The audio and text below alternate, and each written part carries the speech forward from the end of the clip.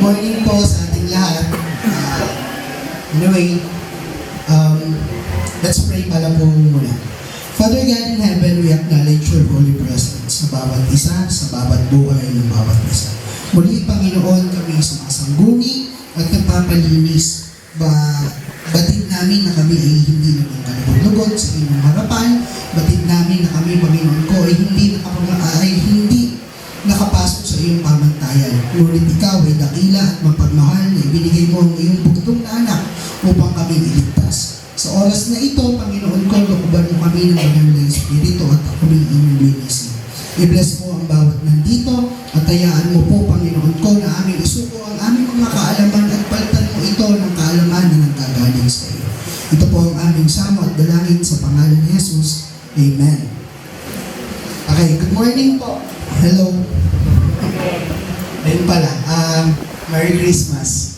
Burmans na eh. So malapit na ang Pasko. Okay? Malapit na rin ang Christmas break para sa mga estudyante. Okay? And then malapit na rin ang finals. Okay?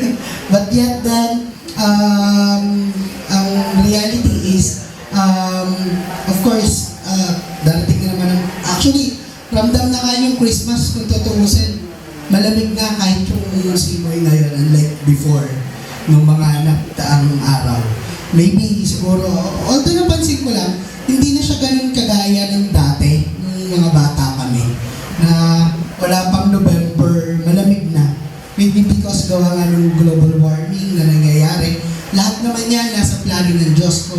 So, kung titingnan din natin, nasa Biblia din ang lahat ng yan, ang mga pagbabago ng panahon, pagbabago ng tao, at kung ano yung mga kaganapan na palatandaan na siya ay malapit na dumating. So, ang aking topic po ngayon is regarding 1 Corinthians 3, 1-23. Mga lingkod ng Diyos. Hindi ko na siya binago kasi napakagandang pakinggan.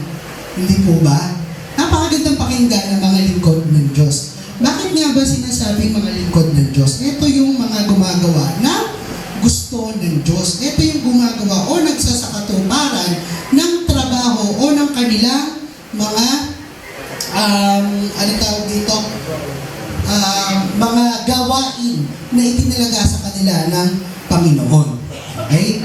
So tingnan natin kung sino ang mga tunay na lingkod ng Diyos. Tingnan natin kung paano natin masasabing tayo ay lingkod ng Diyos. Dito ba sa ating panambahan, makukonsider ba natin na tayo ay lingkod ng Diyos kapag tinignan natin ang ating mga kapatid, kapag tinignan natin ang ating mga elders, ang ating mga kuya, ate, at ang mga namumuno sa atin.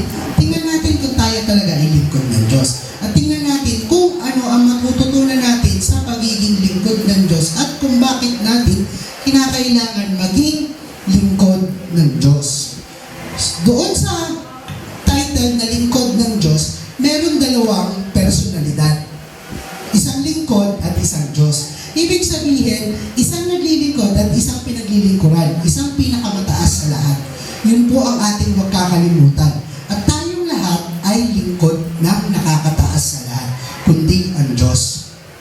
Now, tayong lahat ay lingkod ng Diyos. Kapag tinignan natin ang definisyon ng paglilingkod, I hope kita na yung dati kasi nililiit yata. Sorry.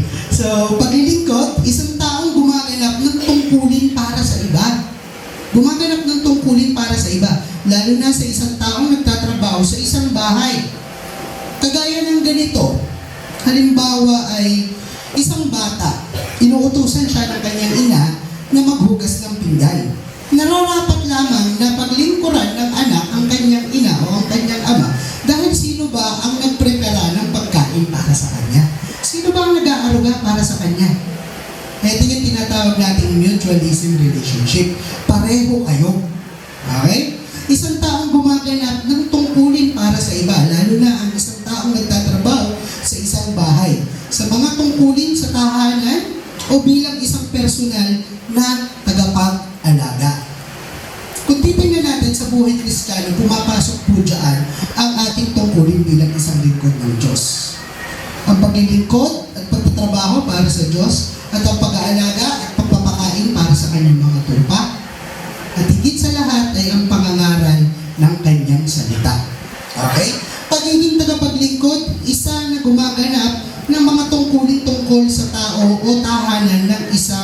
master o kanyang pinuno o nakakataas. Okay po? Now, pansinin niyo po, ang salitang paglilingkod at ang pagiging tagapaglingkod pertaining lamang sa isang tao. Pertaining lamang sa isang nilikha. At iyon ay ang tao. Sa kahit anong dictionary niyo siya hanapan, laging ang tao ay nakatalaga upang maglingkod. Kasi po yan po ang unang disenyo ng ating Panginoon sa atin. Sa papaanong paraan, kailangan magbigay lugod tayo sa Kanya sa pamamagitan ng tapat na paglilingkod. Okay? Sinabi dito, dwell or ninirahan. Upang manirahan o manatili bilang isang permanenteng residente. Sinabi po dito ay mga tungkulin tungkol sa tao o tahanan. Alam naman po natin na tayo bilang buhay sa ating buhay Kristiyano, tayong lahat ay nagtatrabaho sa tahanan ng Diyos. At gusto natin na manatili sa tahanan ng Diyos. Kaya nga po tayo may tinatawag na permanent resident. Diba yung mga overseas workers or for example, yung mga nag-abroad, US, usually gusto nila magka-green card. Nag-a-apply sila for residency. Ganon din po tayo dito. Nag-a-apply din tayo for residency. So dapat, alagaan natin yung ating tungkulin sa pagiging tagapaglingkod ng Diyos. Kung hindi natin naalagaan yun, pwede tayong masipa or pwede tayong mapaalis o hindi mapabilang sa tahanan ng Diyos. Tingnan po natin ang isang ginawa ni Kristo patungkol sa paglilingkod. Papaanong naglingkod si Kristo? According sa, ayon sa Marcos 14:36, nanalangin siya, Ama ko, magagawa mo ang lahat ng bagay. Alisin mo sa akin ang paghihirap na ito, ngunit hindi ang kalooban ko, kundi ang kalooban mo ang masusunod. Actually, napaka-fascinating or kahanga-hanga itong verse na to dahil dito nagsimula ang gospel. Dahil sinunod niya yung kalooban ng kanyang ama. Sinunod niya ang kalooban ng Diyos. Oo, nandoon. Talaga namang masakit ang pagdadaanan. Andoon ang pagpapakatao niya na siya ay mahihirapan at matatakot. Ngunit hindi ang kalooban niya, hindi ang kalooban ko ang masusunod, kundi ang kalooban mo. Ganun po ang isang servant. Kung ano ang gusto ng kanyang amo, kung ano ang gusto ng mas nakakataas sa kanya, iyon ang masusunod. Okay? Next po. Punta na tayo sa topic natin. Now, according sa unang 1 Corinthians 3:1-4, mga kapatid, hindi ko kayo makausap bilang mga taong nagtataglay ng Espiritu. Kinakailangan ko kayo bilang mga taong namumuhay pa ayon sa laman at sanggol pa sa pananampalataya kay Kristo. Dito po, makikita natin may contradiction na. May contradiction. Hindi talaga sila makakaunawaan dahil ang isa ay nagsasalita sa pamamaraan ng Espiritu at ang isa ay namumuhay ang isa ay namumuhay sa kaparaanan ng laman. Hindi sila magkakatugma dahil hindi sila pareho ng tinutukoy ng kanilang kaisipan at puso. All the believers, yung sinasabihan dito ni Paul. Okay? Ang Korinto po ay naka-base sa Greece. Kung tutuusin, ito yung naging takbuhan. If I'm not mistaken, isa to sa naging takbuhan ng mga pinapersecute na Christian noong araw. And tell you frankly, isa ang Greece sa may mga matatalinong tao. Siguro ito yung isang dahilan. They were just giving emphasis or mas pinapahalagahan nila or andun pa rin yung kura ng pagpapahalaga sa karunungan ng tao kumpara sa karunungan ng Diyos. Okay? At mga sanggol pa sa pananampalataya kay Kristo. Gatas ang ibinibigay ko sa inyo noon at hindi matigas na pagkain sapagkat hindi ninyo kaya yon. Ano po sinasabi dito? Subalit hanggang ngayon ay hindi pa rin ninyo kaya. Mga kapatid, nakakaawa at nakakahiya na ang ganitong klaseng Kristiyano, ibig sabihin, hindi nagmamature. Stuck up lang siya doon. Stagnant lang siya doon. Mahirap maging stagnant. Or doon ka lang sa pwesto mo, doon ka lang. Ibig sabihin, hindi ka nagle-level up. Wala kang ibang ginagawa. Okay? So, madami questions to na, halimbawa ay, bakit hindi ko pa rin kayang gawin yung mga bagay na dapat na ginagawa na ng isang mature Christian? I-double check po natin yung sarili natin. Baka mamaya, andun pa rin tayo sa baby stage Christian. Or, in otherwise, baka hindi baby stage. Tingnan po natin kung ano yung isang stage na yan. Sapagkat bakit kaya ganoon? Dahil sapagkat nananaig sa inyo ang inyong laman. Ang inyong pag-iinggitan at pag-aaway-away ay palatandaan na makasanlibutan pa kayo. Meron tayong tinatawag minsan na hindi naman sila literal nag-aaway, hindi naman sila literal na nagsasagutan, pero ano kaya ang nasa loob ng puso nila? May inggit kaya? May pag-aaway? Ito yung tinatawag nating cold war or silent war. Hindi po ito bagay sa panambahan o sa iglesia ng Panginoon. Bakit nagkakameron nito? Dahil ito ay palatandaan, ikaw ay makasanlibutan pa, or ako ay makasanlibutan pa, or tayo ay makasanlibutan pa. We have to double check ourselves. Tingnan natin. Okay? Kapag sinabi ng isa, ako'y kay Pablo, at ang iba naman, ako'y kay Apollos, hindi ba't palatandaan iyan na kayo'y namumuhay pa ayon sa laman? Mga kapatid, napakaganda ng relasyon ni Apollos at ni Pablo. Kung babasahin mo ang buong Korinto, ang hindi si Apollos at hindi si Pablo o hindi si Apollos ang problema. Ang problema ay ang mismong iglesia sa Korinto. Yun ang problema. Naninimbang na sila. Okay? Tingnan po natin. According sa unang Korinto 2:14, sapagkat ang tao hindi nagtataglay ng Espiritu ay hindi kayang tumanggap ng mga kaloob mula sa Espiritu ng Diyos. Malinaw po doon. Kung hindi ka nagtataglay ng Espiritu, walang mangyayaring kaloob ng Diyos o walang mangyayaring kaloob ng Espiritu ng Diyos dahil ang blessing ng Panginoon, ang blessing ng Diyos is spiritual. Okay? Para sa kanila, kahangalan ng mga iyon at di na nila maunawaan sapagkat ang mga bagay na spiritual ay nauunawaan lamang sa paraang spiritual. Kaya po, importante ang ating spiritual aspect. Importante po ang ating importante po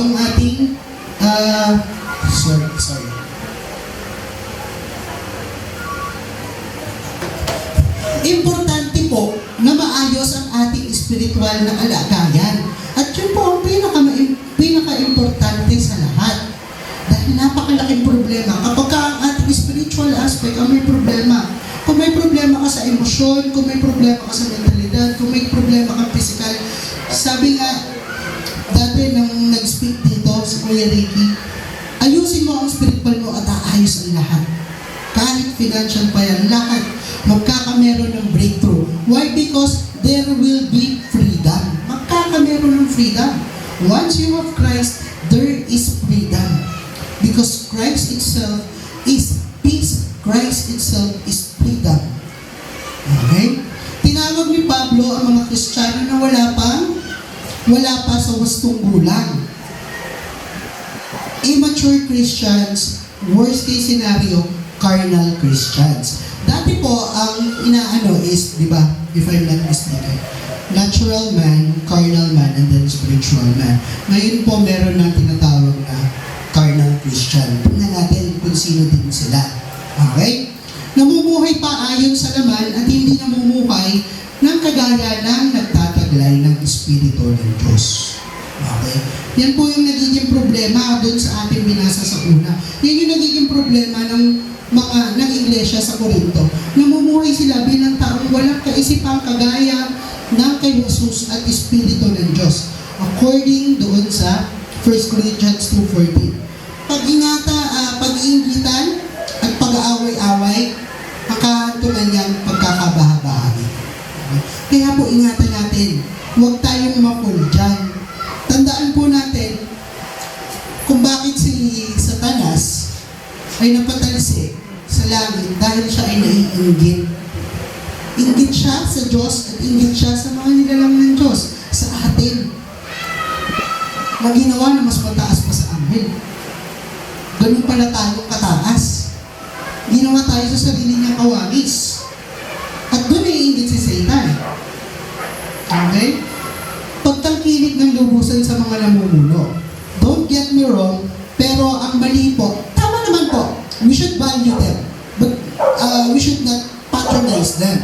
Kasi if you look at the meaning of patronizing sa dictionary, parang ano yan eh. Pakitang tao pero backstabber. So that's why it is very wrong to patronize things and to patronize people. We will value yung mga namumuno sa atin.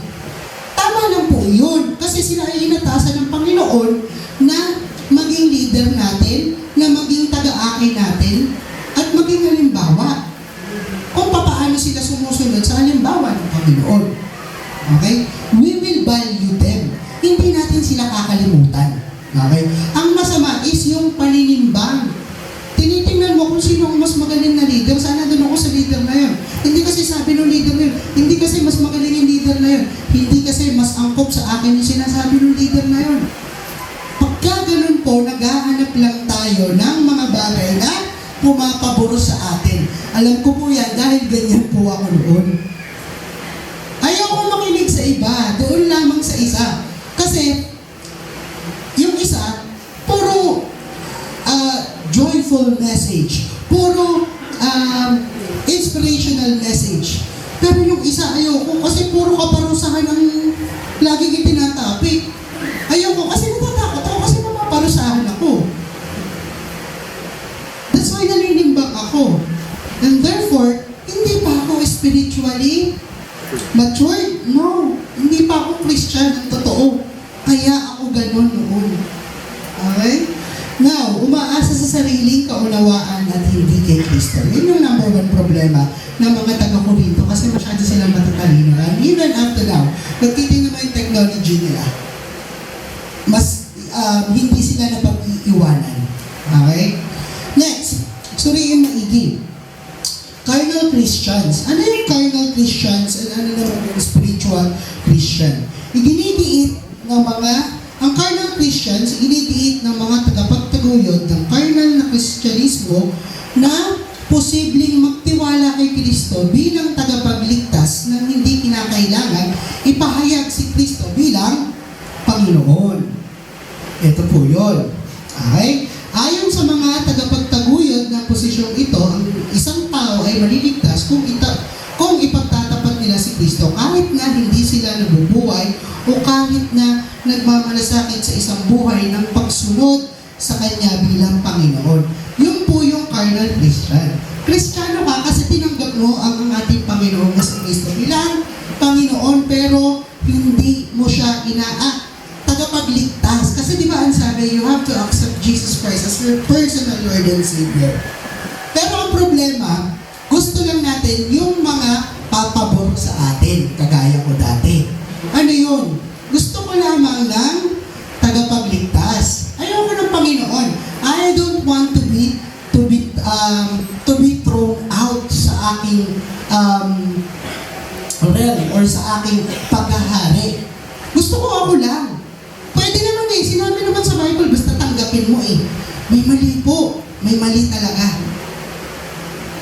You can never be a Christian or a true Christian kung wala kang Panginoon. Hindi ka makakapaglingkod kung wala kang paglilingkuran. At isa po yun sa requirements. Kailangan natin maglingkod.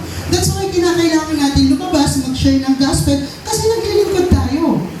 But what if tagapagligtas lang natin? Okay lang kahit hindi na gawin. Okay lang kahit hindi na natin gawin kung ano ang mga dapat na pinapagawa sa banal na aklat or sa banal na kasulatan o ang salita ng Diyos. Okay? Spiritual Christian, sino yun? Ito po tayo.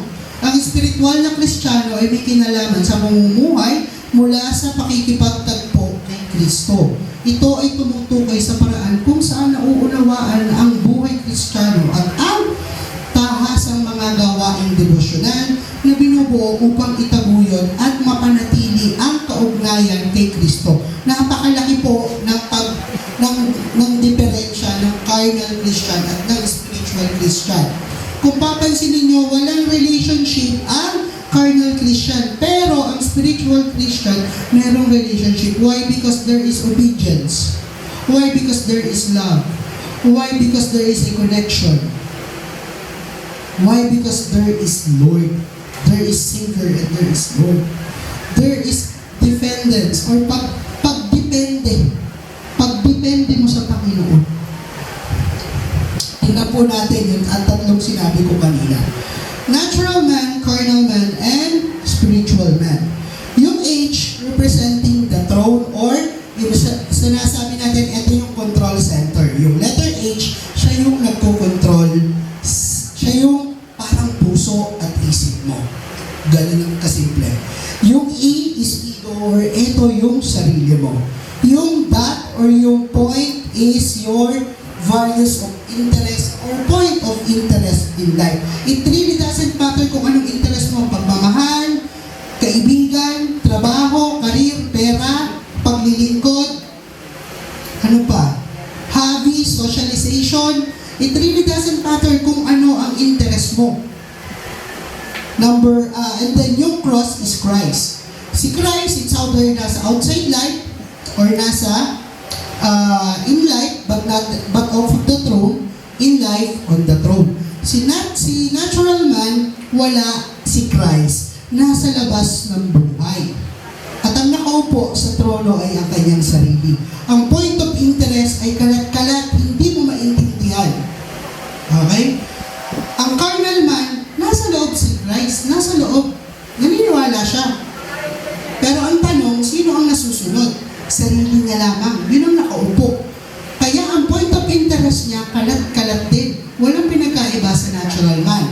Pero kung titingnan natin ang spiritual man, sino ang nakaupo sa kanyang trono? It is Christ. Si Jesus Christ ang nakaupo sa kanyang trono at ang nasa ibaba ng trono ay ang kanyang sarili. Die to self. Now, tingnan nyo kung paano na-align ang kanyang mga points of interest or values of interest. Lahat naka-align or lahat nakaturo sa ating Panginoon Jesucristo.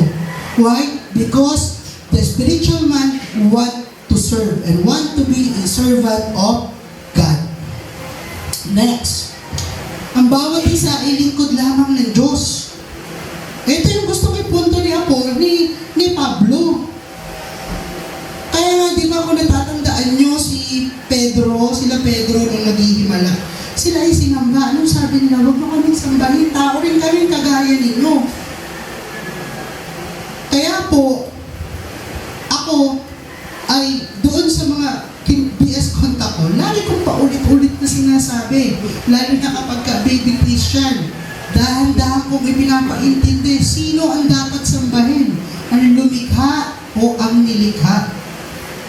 Dapat po tayo, hindi po tayo dapat mamili doon, isa lang ang sagot doon, kundi ang lumikha naman po. Sino ba si Apollo at sino ba si Pablo? Kami ay mga lingkod lamang ng Diyos na kinasangkapan niya upang akayin kayo sa pananampalataya kay Kristo.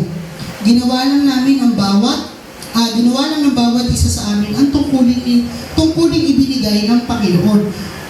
Clear sa mga leaders, clear kala Pablo at Apollos kung sino sila, pero hindi clear doon sa mga taong nasasakupan ng iglesia sa Corinto noong araw na iyon. Hindi clear sa kanila. Ang gusto lang nila ay kung sino yung nakikita. As far as I know kasi, si Pablo yung nag-start and then si Apollos yung nagpatuloy. Kasi nga diba si Pablo ay laging nagtatravel. At si Pablo ay malimit na nakakulong. Okay? Kaya nga nakakahanga siya, nakakulong na nga, nakakagawa pa ng ministry. Now, tingnan natin dito. Ako ang nagtanim, si Apollo ang nagdilig, subalit ang Diyos ang nagpatubo at nagpalago. Hindi ang nagtanim o ang nagdidilig ang mahalaga, kundi ang Diyos sapagkat siya ang nagpatubo at nagpapalago. It really doesn't matter who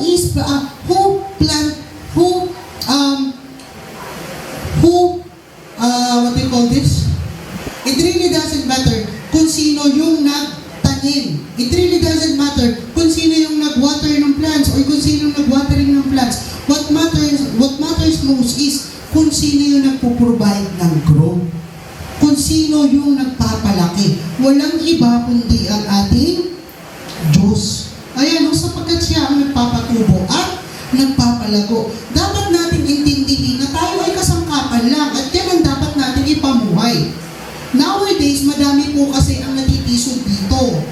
Hindi ko na kailangan sabihin kung sino-sino yung mga iyon.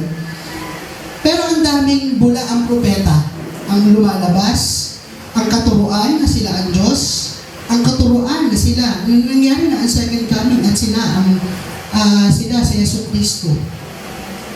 Pero saan naglilid? Tragedy, chaos, kabuluhan. Hindi ganon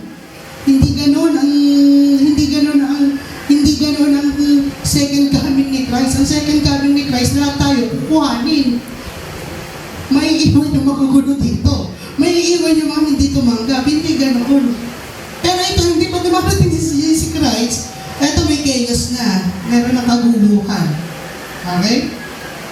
Ang nagtatanim at ang nagdidilig ay parehong manggagawa lamang at bawat isa'y tatanggap ng gantimpala ayon sa kanyang pagsisikap. Malinaw yun. Kami kapwa manggagawa ng Diyos at kayo ang kanyang bukid. Okay. Nang dahil sa amin, bakit ko kaya inilagay ang tanong na yan? Basahin natin. Ang isang lingkod ng Diyos ay namumuhay bilang isang kasangkapan para sa pananampalataya para kay Kristo. Yun po tayo.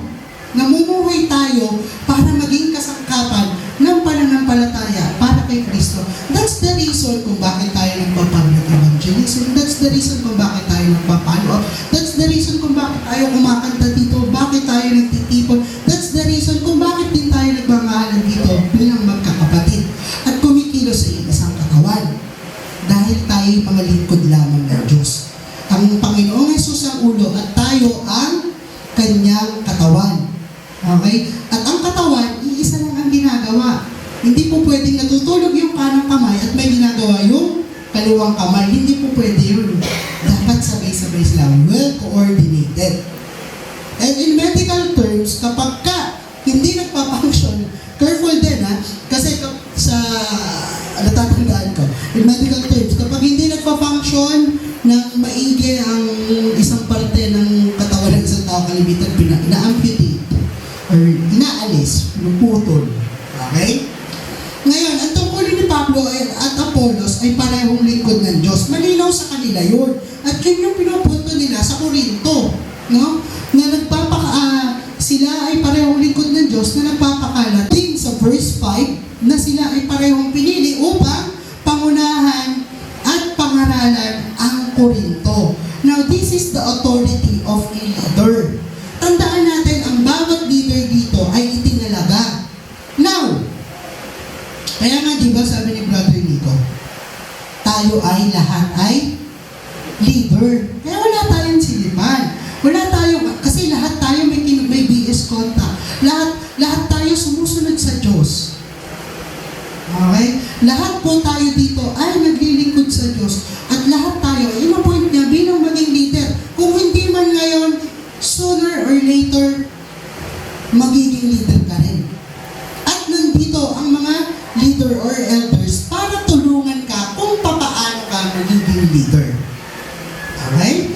Next, ang problema ay ang mismong kapatiran sa Korinto according to verse 4 and verse 5. Hindi si Apollo at si Pablo. Sila ang problema, sila ang magulo. Sila ang naghahanap ng idolo. Why? Because, ito nga yung sinasabi ko, makalaman. Tandaan natin, ang taong makalaman, ang namumuna sa kanya ay ang mata niya. Kung sino ang nakita niya at kung sino ang nakikita niya o kung anong nakikita niya. Ganun yung basihan. Hindi po ganun ang basihan ng Espiritu. Kaya nga meron tinatawag faith. You are believing sa mga bagay na hindi mo nakikita. At ano yun? Ang ating Panginoong Hesus. Hindi pala bagay. Naniniwala ka na meron kang Panginoon. Kahit hindi mo siya nakikita physically, but you are connected with Him spiritually. Okay? Next. Verse 7, ang puso ng katuruan. Ang puso ng katuruan, pangaral, karunungan, at sakripisyo ni Pablo at Apollos ay tanging ang ating Diyos. Wala po silang ibang pinopoint out doon. No? Hindi ang nagtanim o ang nagdidilig ang mahalaga, kundi ang Diyos sapagkat siya ang nagpapatubo at nagpapalago. What matters most is God. Si God lamang po. Okay? Verse 8, malinaw din na ang bawat naglilingkod ng tapat ay may gantimpala. Di ba ito po rin naman ay sinabi ni Pablo, diba? I finish the race, i-claim niya na yung crown of righteousness. Lahat tayo may gantimpala pagdating ng panahon. Pero tandaan po natin, ngayon pa lang, may gantimpala na tayo. Yun ay ang nawala tayo sa kamatayan. Yun ay ang tayo ay tinubos ng ating Panginoong Jesucristo. Unang-unang gantimpala. Susunod na gantimpala, tayo ay nabago. Walang pinagkaiba. Tandaan natin ang unang himala ni Kristo na ang tubig ay gawin niyang masarap na alak. Yun po tayo. From a meaningless life to fruitful life. Okay? Verse 9, ipinangasiwa ng Diyos kila Pablo at Apolos ang kanyang bukilin upang alagaan at taniman upang ito'y kanyang mapalago. Ang lahat ng kapurihan ay sa Diyos. Kaya nga po pag nagdarasal tayo at matatapos, ang lahat ng papuri at pasasalamat ay aming ibinabalik sa iyong dakilang pangalan, Panginoon Jesucristo. Next po, tungkulin ng lingkod ng Diyos. Kayo rin ay gusali ng Diyos. Malinaw po iyon. Ngayon, iniyahan tulad naman tayo sa isang gusali. Ano ba ang isang gusali? Isang tirahan o pinanunuluyan ng isang nabubuhay. Ngayon po, tatanungin ko kayo, saan nyo gustong manuluyan? Sa matibay o sa marupok na gusali? Siyempre po, sa matibay tayo. Kasi secure tayo doon. We will find security. Andoon ang safety. Andoon ang kasiguraduhan na hindi tayo masasaktan. Hindi tayo lalamigin. Hindi tayo maaatake ng mga babangis na ayot. O hindi tayo mapanlolo o bandi naman. Okay? Ayon sa kagandahang loob ng Diyos sa akin, inilagay ko ang pundasyon. Tulad ng isang mahusay na tagapagtayo. Wise builder. Na-emphasize ko siya kasi yan si Pablo. Bakit ko nasasabing wise builder? Bakit kinilaim ni Pablo na wise builder? Well then, he is worthy. He is worthy of the job. Dapat lang. Why? Because, imagine, sa lahat ng napuntahan niyang lugar, walang hindi siya na ministeryo. Sa lahat ng napuntahan niyang preso, walang hindi na segundo o minuto na inuna niya ang Diyos. Iyon si Pablo. Dapat ba natin gayahin? Dapat natin gayahin ang pananampalataya niya sa Diyos, ang dedikasyon niya sa Diyos. Iba ang nagpatuloy sa pagtayo ng gusali. Ngunit dapat maging maingat ang bawat nagtatayo. Tayo po yun. Dapat maging maingat tayo. Okay? Sapagkat wala ng ibang pundasyon na maaaring ilagay maliban sa inilagay na at hindi natin pwedeng alisin at hindi natin pwedeng palitan. Walang iba kundi si Jesucristo. May nagtayo na gumagamit ng ginto, pila o mahalagang bato. Meron rin naman gumagamit ng kahoy, tamo o dayami. Makikilala ang uri ng gawa ng bawat isa sa araw ng paghukom, sapagkat mahahayag sa pamamagitan ng apoy kung anong uri ng ginawa ng bawat isa. Lahat ay mahahayag. Wala tayong maitatago sa Diyos. Tingnan niyo po yung verse 12. May nagtayo. Sinabi rin din naman, mayroon namang gumamit. May nagtayo. Ibig sabihin, it pertaining to us. Pwede tayo yan. Tayo yan. Kasi minsan, tayo ay, no. Clearly, definitely. Tayo ay kinakasangkapan ng Diyos para makapagtayo ng isang ministeryo at makapagtayo ng relasyon ng ating Panginoong Jesucristo sa isang tao o sa isang individual. Okay? Now, kung ang itinayo sa ibabaw ng pundasyon ay hindi masusunog, tatanggap ng gantimpala ang nagtayo noon. Ngunit, kung masunog man, mawawalan siya ng gantimpala. Gayunman, maliligtas siya, kaya lang para siyang nagdaan sa apoy. Later on, explain ko po. Wise builder. Bakit sinabing wise builder? Wise builder, life of Paul. Yan yung buhay niya. Di ba taga-ano yan? Negosyante ng taga-tayo ng tolda. Tapos si Apollos naman, if I'm not mistaken, siya isang Hudyo, isang guro, at very influential, kagaya ni Paul. Okay? Life of Paul, ano makikita natin sa buhay ni Paul? Makikitaan ng pagpapakumbaba. Hindi naman siya nagreklamo nung siya hinuli dahil siya ay nagtuturo o nangangaral sa sinagoga ng salita ng Diyos. Bawal to, o siya, sige, ulihin mo ako. Pero kahit nasa ang lugar ako, mangangaral at mangangaral pa rin ako. Makikitaan mo siya ng pagpakumbaba. Bakit? Ano yung sinabi niya? Inilagay ko ang pundasyon, iba ang nagpatuloy. Hindi niya kinukuha ang lahat ng credits. Actually, wala siyang kinukuha kahit anong credit. Why? Giving all credits to God. Kagandahang loob ng Diyos sa akin. Bakit niya nagagawa ang mga bagay na ito? Dahil sa kagandahang loob ng Diyos sa kanya. Ibig sabihin, Diyos pa rin at hindi siya. Hindi ang kanyang karunungan, hindi ang kanyang pagpupursige, kundi ang kagandahang loob ng Diyos na naglahari sa kanya ang gumagawa ng lahat ng ito. Hindi niya magagawa ang lahat ng ito kung hindi dahil sa Diyos. Maging maingat ang bawat nakapagtayo. Wala po tayong dapat paguhit sa Ebanghelyo. Lagi po natin tandaan yan. Wala tayong dapat baguhin sa gospel. Ang Ebanghelyo ay si Kristo at kung papaanong iniligtas ni Kristo ang ating buhay mula sa kamatayan, yun yung ating testimony. Hindi yung kung ano yung narating natin. Kung ano yung nakamtam natin. Anong nakamtam ko mula kay Kristo? Kaligtasan. Hindi natin pwedeng baguhin ang Ebanghelyo. Tandaan natin yan. Ang kamatayan, ang burial, at ang resurrection, hindi pwedeng baguhin yan. Na si Kristo ay namatay para sa atin. Burial. Katunayan na siya ay namatay sa kanyang physical na pangangatawan at resurrection, siya ay muling mabuhay after ng ikatlong araw dahil yun ang hatid niya sa atin, ang buhay na walang hanggan. Okay? According to Matthew 16:30-20, pahayag ni Pedro tungkol kay Kristo. Ito po yung tinanong tinanong ni Kristo ang mga apostol. Sino ako sa tingin niyo? Sumagot si Simon Pedro, kayo po ang Kristo. Sa ibang term, kayo ang Mesiyas. Ang anak ng Diyos na buhay, sinabi sa kanya ni Jesus, pinagpala ka. Dapat po kilala natin si Kristo na pundasyon at sentro ng ating buhay pananampalataya. Wala pong iba.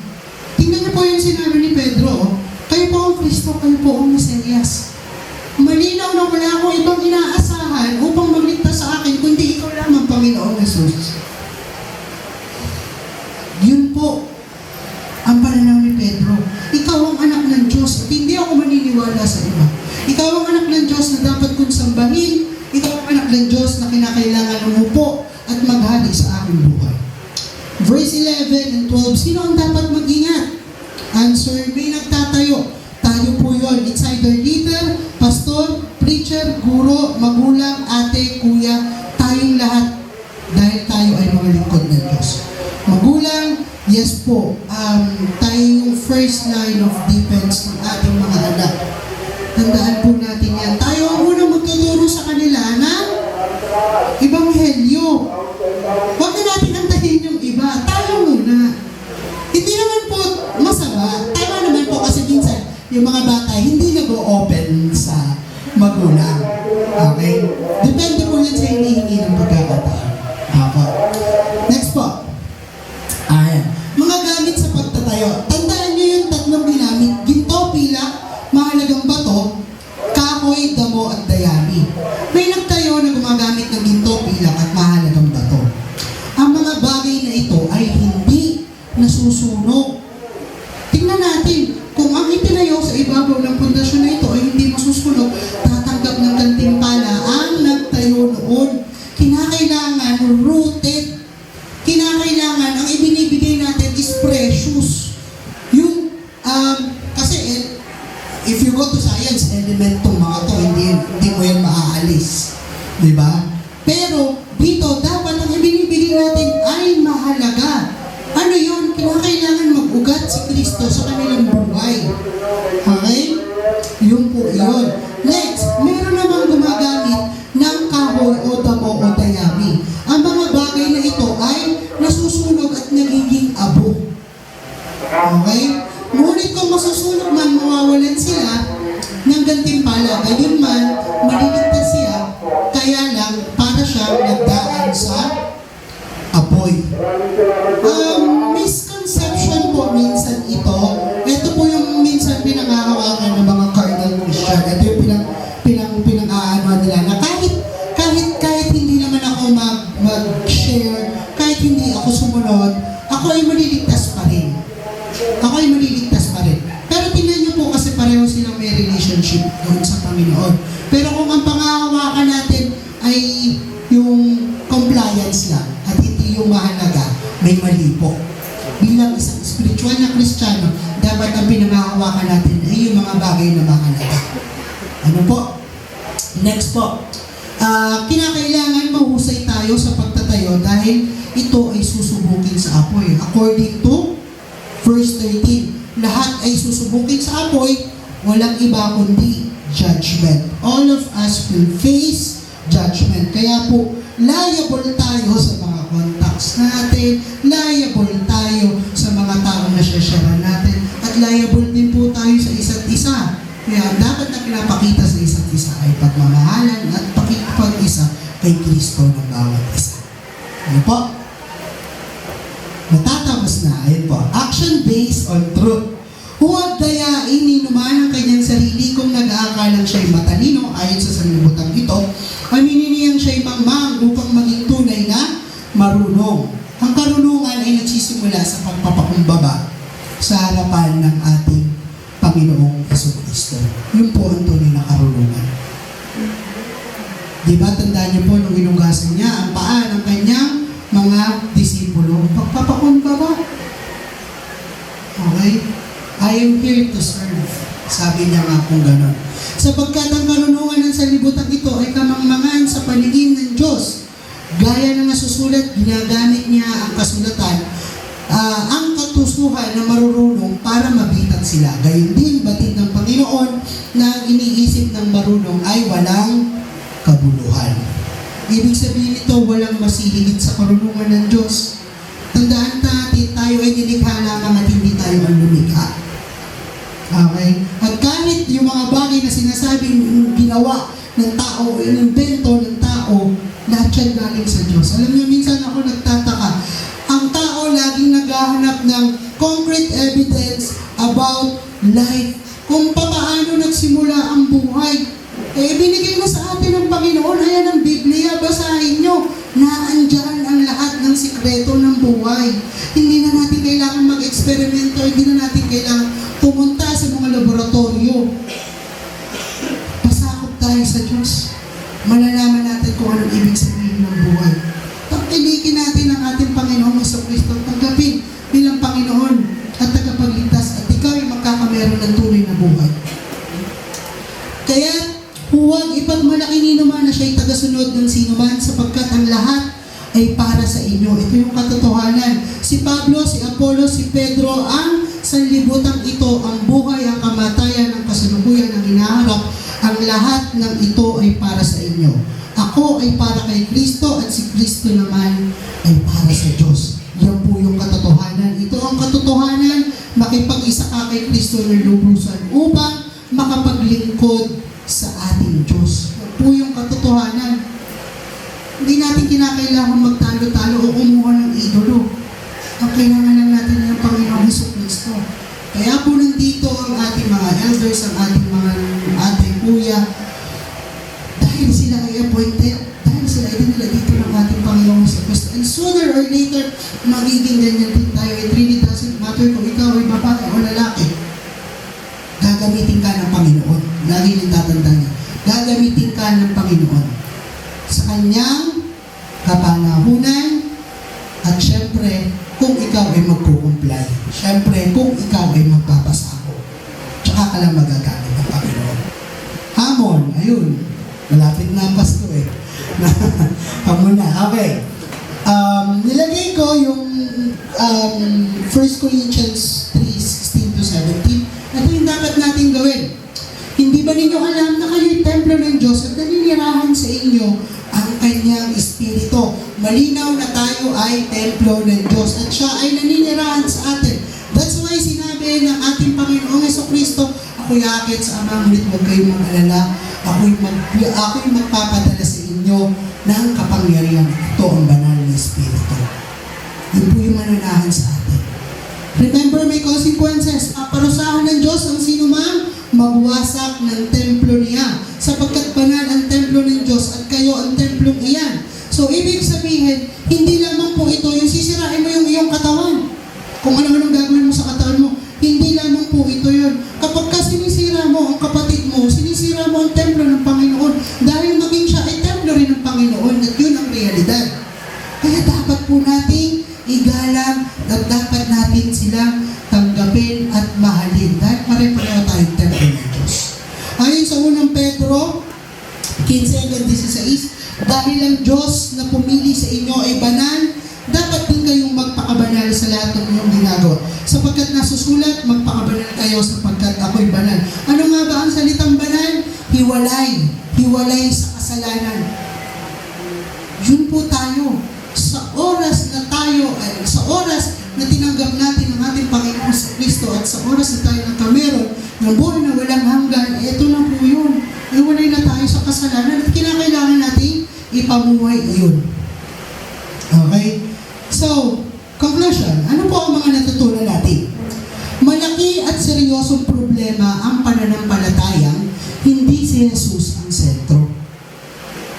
Malaki pong problema. Pinakamalaking problema kapag may problema ka sa iyong spiritual na aspeto. Kapag may problema ka sa pananampalataya, lahat masisira. Diba? Remember, yung carnal man, yung natural man, carnal man, at yung spiritual man. Yung objectives ng carnal at ng natural man, yung kanyang point of view o kanyang mga interest, hindi maintindihan kung ano-ano. Pero ang interest ng spiritual man, iisa lang, na kay Jesus na. Itigil ang pag-aasal bata sa buhay pananampalataya. Stop being carnal. Okay? Stop being carnal. Well then, with exemption, syempre dun sa, pero pag bago pa lang naman, huwag mo naman natin pigit. Hindi na dapat ganyan ang ginagawa mo. Hindi naman po ganun. Okay?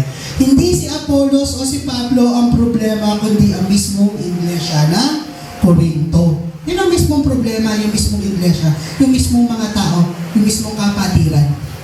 Kasi ang ina-acknowledge nila ay si Apollo o si Pablo, hindi ang Diyos. Okay? Sinasabi ni Pablo na hindi mahalaga kung sino ang nagtanim at nagdidilig. Ang mahalaga ay ang Diyos dahil siya ang nagbibigay ng paglago. Ang bawat naglilingkod sa Diyos ay dapat lumago sa buhay pananampalataya. Yun po isang realidad. Kinakailangan lumalago tayo sa buhay pananampalataya. Paano yun naman po masasabi kung lumalago kayo sa buhay pananampalataya? Alam niyo yan sa sarili niyo. Alam natin yan sa sarili natin. I-assess natin. Hayaan natin mamuna ang banal na Espiritu upang ma-evaluate natin ang ating sarili. Next po, ang leader ay pinagkatiwalaan ng Diyos upang ayusin ang mga problema sa iglesia at inaayos nila ito sa pamamagitan ng kanyang salita, sa salita ng Panginoon. Huwag po nating hindi pakinggan ng ating mga leader.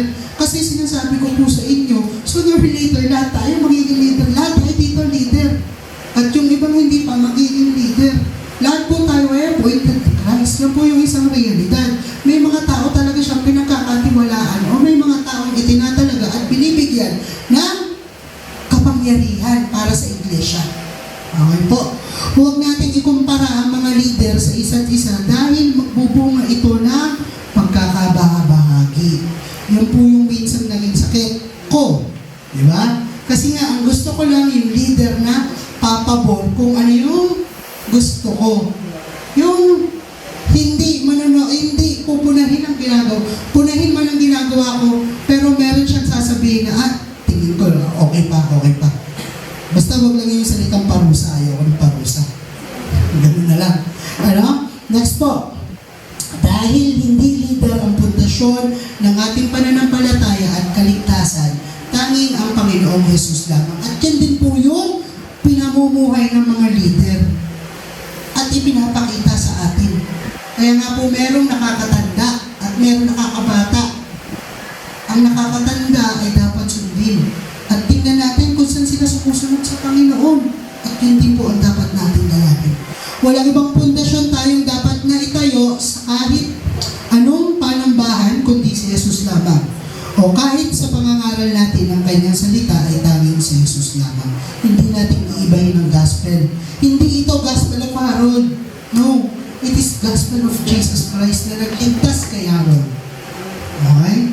Ang lahat ng tao ay nakatalaga na maglingkod sa Diyos. Hanggang kailan? Habang buhay. Kaya ang mga anghel na at apostol hanggang ngayon naglilingkod sa Kanya. Ano ba kaya tayo? Kapag tinanong natin kung hanggang kailan tayo maglilingkod, masama po kung tayo ay titigil ng paglilingkod sa Diyos. Baka mamaya sa iba tayo naglilingkod. Okay? Kaya po tayong lahat ay tagapaglingkod ng Diyos. Yun po lamang, magdasal po tayo.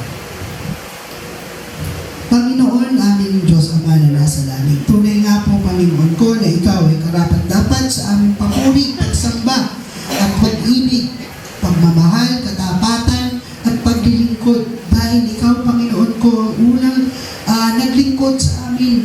Ikaw ay pumarito upang kami ay paglingkuran, ituro kung paano mamuhay, at kung paano mamuhay ang isang Kristiyano, at kung paano sumunod ang isang lingkod, at kung paano magmahal ang isang anak ng Diyos. Muli, Panginoon, linisin mo ang aming mga puso. Hayaan mo, Panginoon ko, na kami ay lubusan lumukod sa iyo at ikaw ay maghari sa aming mga buhay. Sa oras na ito, aming itinawaksi ang gawa ng kaaway. Aming kang tinatanggap bilang Panginoon at tagapagligtas. At salamat, Panginoon ko, sa buhay na walang hanggan. Andito kami, Panginoon, gamitin mo hanggang magpagamit sa iyo. Muli, pinupuri ka namin at sinasamba. Binabalik namin ang lahat ng papuri, pasasalamat at amin kang binabaan ng buong puso, buong kaluluwa at buong kalakasan. Ito ang aming dalangin sa pangalan ni Jesus. Amen.